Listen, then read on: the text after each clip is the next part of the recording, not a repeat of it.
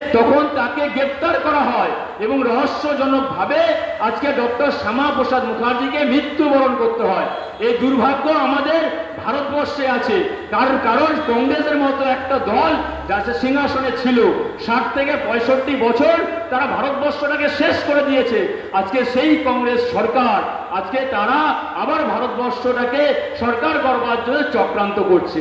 তাই 370 ধারা বাতিল করবার জন্য শ্যামাপ্রসাদ মুখার্জির বলিদান, সেই বলিদান কিন্তু বৃথা যায়নি।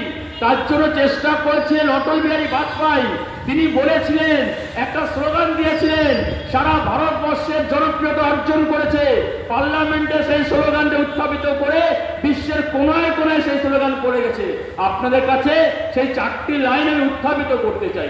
তিনি বলেছিলেন, भारत कोई भूमि का टुकड़ा नहीं, भारत कोई भूमि का टुकड़ा नहीं, एक जीता जागता राष्ट्र पुरुष है। ये बंधन की धरती है, अभिनंदन की धरती है, ये दर्पण की भूमि है, अर्पण की